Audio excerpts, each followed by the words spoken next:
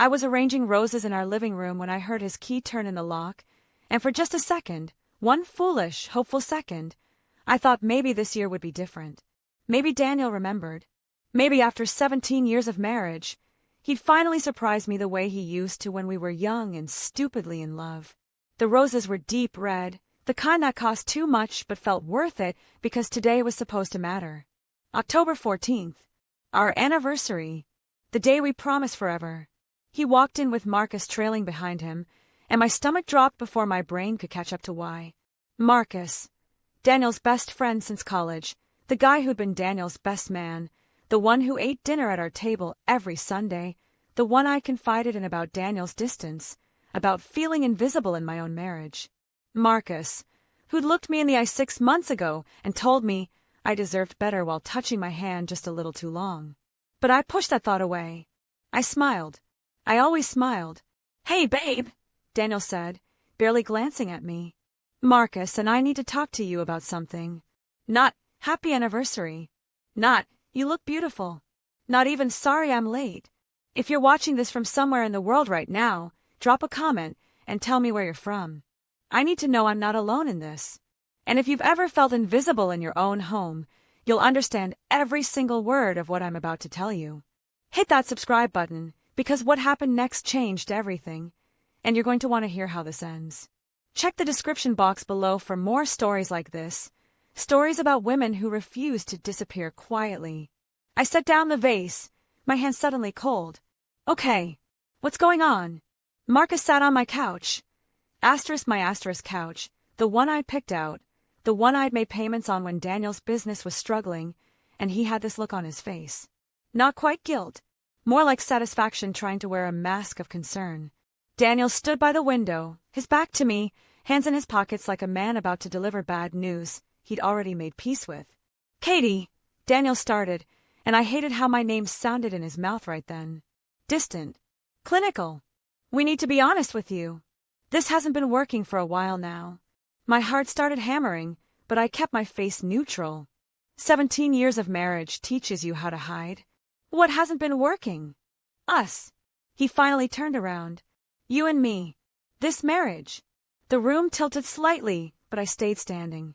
I noticed Marcus watching me, studying my reaction like I was some kind of experiment. That's when I saw it, the folder on the coffee table. Manila. Official looking. The kind of folder that holds documents that end things. "I don't understand," I said, even though I was starting to. "We think it's time," Marcus said, and I flinched at that word. We. When did my marriage become a committee decision? Daniel picked up the folder and held it out to me. "I've already signed. I just need your signature." I took it with shaking hands. Divorce papers. On our anniversary. In our living room. With his best friend as a witness. "This is the perfect moment," Marcus said, and I heard something ugly in his voice. Something like laughter. Daniel nodded, checking his watch like he had somewhere better to be. "It's our anniversary. She'll remember it." And that's when everything clicked into place. This wasn't an accident. This wasn't poor timing or a terrible coincidence. This was planned, orchestrated. They'd chosen today specifically because they wanted it to hurt. They wanted to take the one day that was supposed to be ours and turn it into the day everything ended. They wanted to brand this date into my memory as the day I was discarded. I looked at Daniel, really looked at him, and saw a stranger. The man I'd loved, the man I'd built a life with, the man I'd stood by when his business failed and his father died and he spent 6 months on our couch playing video games instead of looking for work. That man was gone. Or maybe he'd never existed at all. Maybe I'd just been too busy loving him to notice he'd stopped loving me back. "Why today?" I asked quietly. Marcus leaned back, arms spread across the couch like he owned it. "Why not? You'll never forget it now." Something inside me cracked then. Not broke, cracked. There's a difference. When something breaks, it's done. When something cracks, it changes shape. It becomes something harder. Sharper. I opened the folder and read through the papers with hands that had stopped shaking. Community property divided, mostly in his favor. The house I'd decorated, the car I'd maintained, the savings account I'd contributed to from my job at the hospital where I worked night shifts so Daniel could chase his dreams during the day. All of it. split in ways that left me with less than I'd brought into this marriage. I read every word while they watched me. I could feel their eyes on me, waiting for me to cry, to beg, to ask what I'd done wrong. I could feel them wanting my breakdown like it was entertainment. But I didn't give it to them. Instead, I found a pen in my purse. I clicked it once. Twice. The sound was loud in the silent room. "You're right," I said calmly, and I saw Daniel blink in surprise. "I will remember this." I signed my name on every line that needed it. Katie Sullivan. Soon to be Katie Morrison again, I supposed. Back to my maiden name. Back to the person I was before I became Mrs. Daniel Sullivan. I closed the folder and handed it back to Daniel. Our fingers didn't touch. "So will you," I added softly. Marcus laughed, actually laughed, like I'd made a joke. "What's that supposed to mean?" I smiled then, and I saw something flicker across Daniel's face. Uncertainty, maybe, or the first whisper of fear. I walked to the hall closet and pulled out a box I'd wrapped carefully that morning. Silver paper. Blue ribbon. I'd been up since dawn getting it ready, thinking it was a gift for a celebration. Funny how plans change. "Before I leave," I said, walking back to them, "I want you to have this. For both of you." I held it out. Daniel took it automatically, looking confused. "What is it?" Marcus asked. "A gift. Don't open it too late." I picked up my purse, took one last look at the life I was leaving behind, and walked out the door of the house I'd called home for 17 years. I didn't slam it. I closed it quietly, like the ending of a sentence. I sat in my car for a long time after that, my hands on the steering wheel, breathing in and out, waiting for the tears to come. They didn't. Instead, I felt something cold and clear settling into my chest. Something like purpose. They wanted me to remember this day. They wanted it to hurt. And it did, but not in the way they expected. I drove to my sister Rachel's house on autopilot, my hand steady on the wheel, even though my entire world had just imploded. Rachel lived 40 minutes outside the city in a rambling farmhouse she'd renovated herself after her own divorce 5 years ago. She'd become my blueprint for survival back then, proof that you could lose everything and still build something better. I needed that proof now more than ever. She took one look at my face when she opened the door and pulled me inside without a word. We sat in her kitchen, the one with the blue cabinets she'd painted by hand and the herbs, growing in mason jars on the windowsill, and I told her everything. The anniversary, the papers, the cruelty of their timing, Marcus's laughter. "That absolute bastard," Rachel whispered when I finished. "Both of them." "I signed the papers," I said, and my voice sounded hollow. "Of course you did. What else could you do?" "I gave them a gift." Rachel's eyebrows shot up. "What kind of gift?" "Remember that box I showed you last month? The one I'd been putting together." Understanding dawned across her face, followed by something that looked like awe. "Katie, you didn't." "I did." "What's in that box?" I smiled, and this time it reached my eyes. "Everything they don't want anyone to know." Let me back up. Because if you're going to understand what I did, you need to understand what led me there.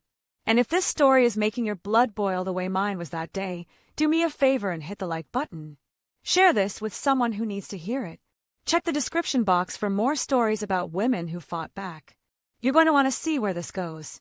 6 months before that anniversary, I'd started noticing things. Small things at first. Daniel coming home late with explanations that didn't quite add up. Whispered phone calls he'd take in the garage. A new cologne I hadn't bought him. Marcus stopping by more often, sometimes when Daniel wasn't even home, always with an excuse about borrowing tools or dropping off something Daniel had left at his place. I'm a nurse. I'm trained to notice details, to piece together symptoms until they form a diagnosis. And my marriage was sick, so I started paying attention. I checked phone bills and found hundreds of texts to a number I didn't recognize. One that Daniel had saved under Dave's Auto Shop, but that definitely wasn't a business. I found hotel receipts tucked into his gym bag, credit card charges at restaurants we'd never been to together. But I didn't confront him. Not yet. Instead, I started documenting everything. Screenshots, photos, receipts. I created a folder on my laptop called Budget 2024 because I knew Daniel never looked at financial planning. He left all that to me. Inside that innocuous folder, I built a case. And then I found the text between Daniel and Marcus. Not about me at first. About her. A woman named Sienna they'd both been sleeping with. Taking turns with, actually, like she was something they were sharing. The messages made me physically sick. Talking about her body, comparing notes, laughing about how easy she was. But what really destroyed me was what they said about me. "Katie's so clueless," Daniel had written. Asterisk, she has no idea. Asterisk, she's convenient though, Marcus replied. Asterisk, keeps your house clean, makes decent money, doesn't ask questions. You got it made. Asterisk, not for much longer. Once I get her to sign the papers, we split the assets and I'm free. You and me and Sienna, we could get that place in Austin we talked about. Asterisk, I'd read those messages, sitting on the floor of our bedroom at 3 a.m, my hand pressed against my mouth to keep from screaming and waking Daniel in the bed behind me. That's when I knew I wasn't dealing with a failing marriage or a cheating husband. I was dealing with something calculated, deliberate. They'd been planning this for months, maybe longer. And they thought I was too stupid, too comfortable, too broken down to fight back. So I made my own plan. I copied everything. Every text, every email, every financial record. I found out Sienna was actually engaged to someone else, a guy named Brian who had no idea his fiancée was sleeping with 2 best friends. I tracked down the investments Daniel had been hiding, money he'd moved into accounts with only his name on them, accounts he thought I didn't know about. I documented the loan he'd taken out using our house as collateral without telling me, illegal in our state without spousal consent. I gathered evidence of every lie, every betrayal, every single thing they'd done thinking I was too trusting to notice. And I put it all in a box. Printed documents, USB drives with video and photographic evidence, a letter explaining everything in detail with dates and timestamps. And one more thing, copies of all of it addressed to their respective families, employers, and to Brian, Sienna's fiancé. All stamped and ready to mail. All I needed was the trigger to send them. That trigger was supposed to be my decision. My timing. They made it theirs instead when they chose our anniversary as their delivery day. So what happens now? Rachel asked, pulling me back to her kitchen, to the present moment. Now they open the box. Inside is a note that tells them they have 48 hours. 48 hours for what? To come to their senses. To call me and offer a fair split. 50-50 on everything. No games, no hiding assets. Plus compensation for the emotional distress and the 18 months of documented cheating. And if they don't, then the letters get mailed. Every single one of them. Their families find out what they've been doing. Sienna's fiancé finds out she's been cheating with not 1 but 2 men. Daniel's business partners find out about the financial fraud. And I file a complaint with the Bar Association about the lawyer Marcus used for the divorce papers. Turns out he's Marcus's cousin and failed to disclose that conflict of interest. Rachel let out a low whistle. Katie Morrison, you devious genius. I learned from the best, I said, nodding at her. What if they call the police? Say you're blackmailing them. Everything in that box is true. Documentation isn't blackmail. And offering them a chance to settle privately before going public? That's just being generous. We sat in silence for a moment, the clock on Rachel's wall ticking steadily. Time passing. 48 hours starting to count down. Do you think they'll do it? Rachel finally asked. Do you think they'll give you what you're asking for? I thought about Daniel's face when I'd signed those papers. The shock when I'd stayed calm. The uncertainty when I'd handed him that box. I think Marcus will want to call my bluff. He's arrogant. He thinks he knows me. And Daniel knows me better. Daniel will be scared. My phone buzzed then. A text from an unknown number. Asterisk, we need to talk. Don't do anything stupid. Asterisk. I showed Rachel. She grinned. That was fast. Fear works faster than love ever did, I said, and it was the truest thing I'd said all day. I didn't respond to Marcus's text. Let them sweat. Let them wonder. Let them feel, for just 48 hours, what it's like to have your life in someone else's hands. I stayed at Rachel's that first night, but I couldn't sleep. I kept my phone on, volume up, waiting. At 11:47 p.m. it rang. Daniel. I let it ring 4 times before answering. Yes. Katie. His voice was strained, unfamiliar. What the hell is in that box? Did you open it? Of course I opened it. What is this? What are you trying to do? I'm trying to get what I deserve. What I should have gotten in the first place. This is blackmail. You can't. It's not blackmail, Daniel. It's accountability. There's a difference. I heard muffled voices in the background. Marcus, probably. Maybe even Sienna. I wondered if they were all there together, huddled around my evidence like it was a bomb they were trying to defuse. You have 48 hours, I said calmly. The instructions are clear. Meet my terms, or everyone you know finds out who you really are. Katie, please. We can talk about this. Just don't send those letters. Then give me a reason not to. Silence. Then, what exactly do you want? I'd practice this part. 50% of everything. The house, the savings, the retirement accounts, the investments you tried to hide, plus $70,000 for emotional distress and lost wages from the night shifts I worked to support your business. 70,000? Are you insane? That's actually conservative. I could ask for more. I have documentation of 18 months of adultery. In this state, that affects asset division. Ask your lawyer friend, Marcus. Oh wait, his cousin is the one who drafted papers with a conflict of interest. Maybe get a real attorney. More muffled voices. Then Marcus came on the line, and I felt my jaw tighten. Katie, this is ridiculous. You're acting crazy. Don't, I said, my voice ice. Don't you dare call me crazy. You two planned to humiliate me on my anniversary. You laughed about it. You made jokes about how I'd remember it forever. Well, congratulations. I will. And so will everyone else if you don't meet my terms. You're bluffing. Am I? There's a letter in that box addressed to Brian Fitzgerald, Sienna's fiancé. Want to bet on whether I'll mail it? The line went quiet. I could practically hear him calculating, trying to figure out if I was serious. You have 46 hours left, I said. Use them wisely. I hung up. Rachel was standing in the doorway of her guest room, arms crossed, smiling. You're terrifying right now. I love it.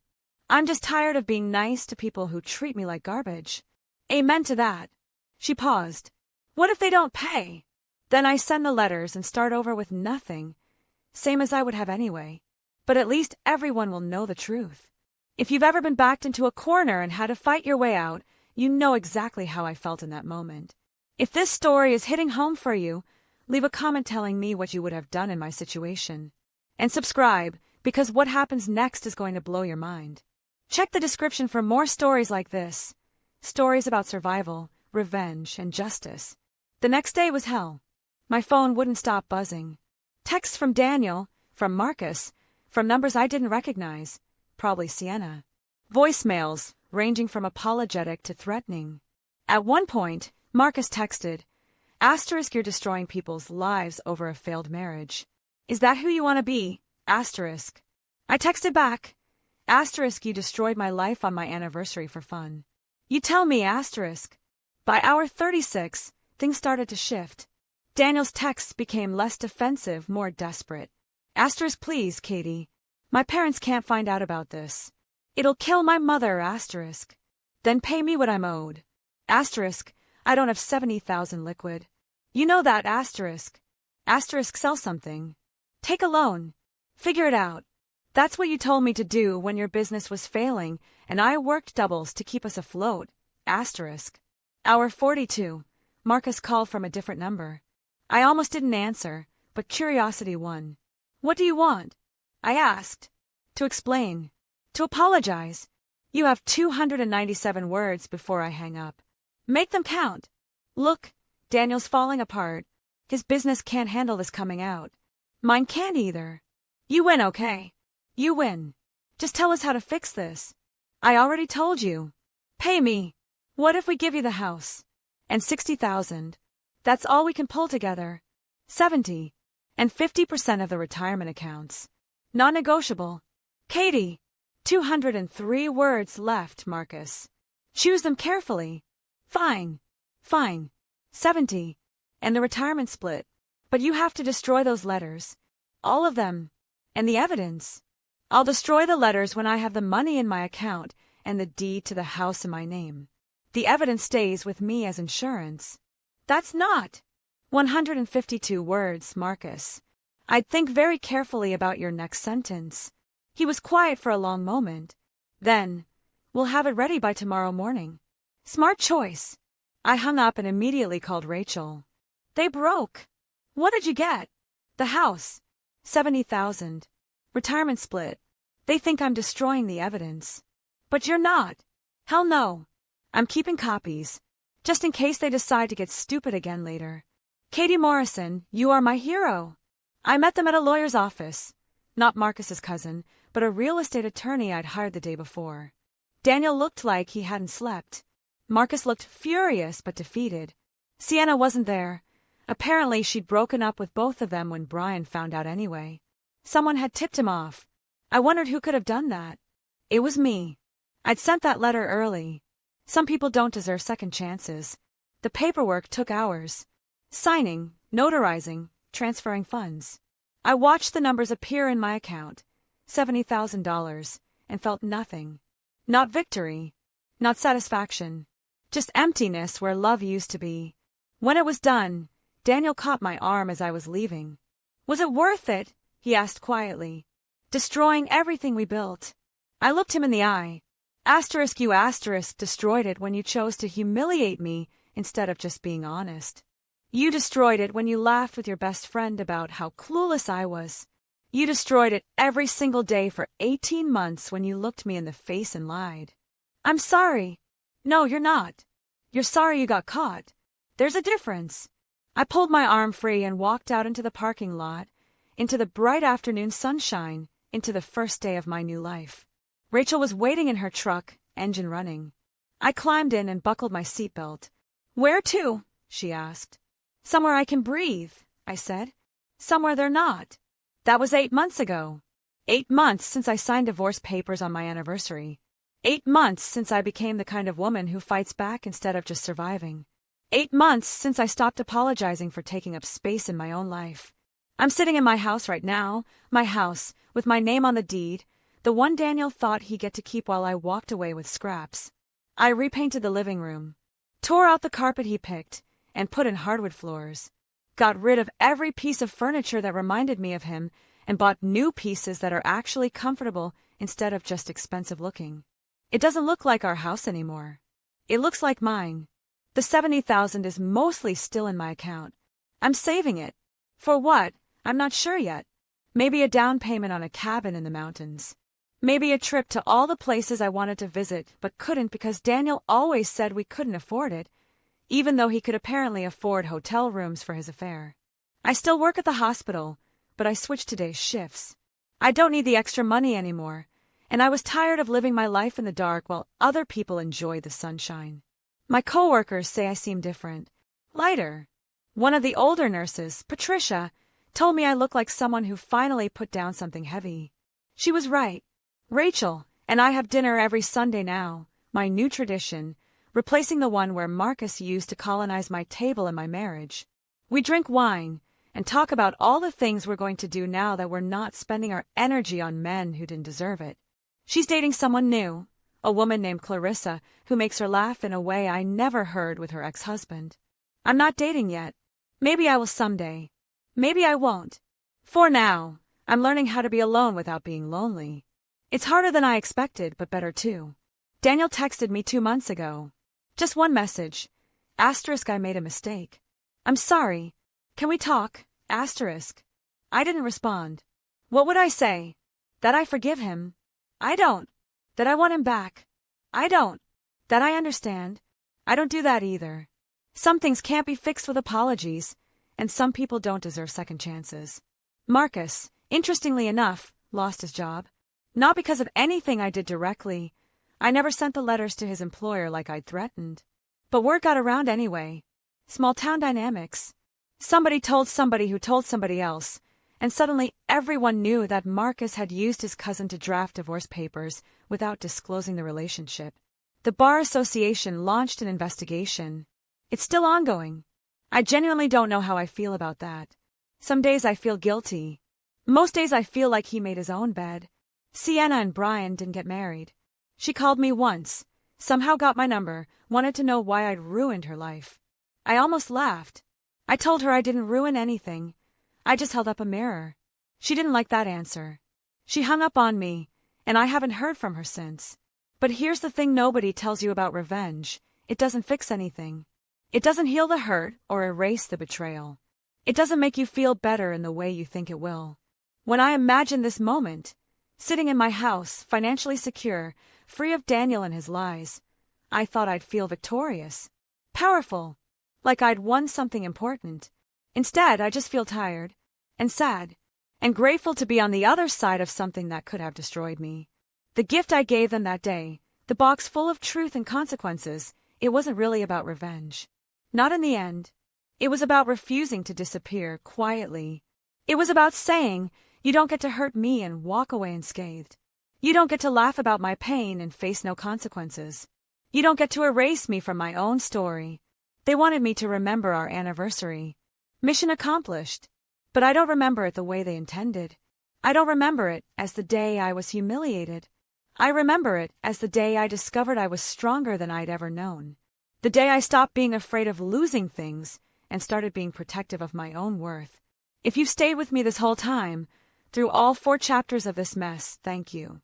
Thank you for listening to a middle-aged woman figure out who she is when everything she thought she knew falls apart. Thank you for not judging me for fighting back in ways that weren't always pretty or noble or kind. I'm not sure what the moral of the story is. Maybe it's that revenge is empty but self-respect isn't. Maybe it's that you should document everything because people will always surprise you with how low they can go. Maybe it's just that some anniversaries are endings instead of celebrations, and that's okay. You survive them anyway. You survive, and eventually, you do more than survive. You live. I saw Daniel in the grocery store last week. He was in the cereal aisle with a woman I didn't recognize, younger than me, laughing at something on her phone. He looked happy. Part of me hated that. But a bigger part of me realized I didn't care anymore. His happiness or lack of it, it's not my responsibility. It's not my story anymore. I finished my shopping, went home to my house, made dinner for one, and watched the sunset from my porch. And I realized something. I don't miss him. I miss who I thought he was. I miss the marriage I thought we had. But the real Daniel, the one who could plan my humiliation like it was a fun surprise, I don't miss that man at all. So here I am, 42 years old, divorced, living alone, starting over. And you know what? I'm okay. More than okay. I'm free. If this story meant something to you, if you've ever had to rebuild yourself from nothing, leave a comment. Share this with someone who needs to hear it. Check the description box below for more stories like this. Stories about women who refused to be erased, who fought back, who survived and thrived. Subscribe so you don't miss what comes next. Because my story isn't over. It's just beginning. And this time, I'm the only one writing it.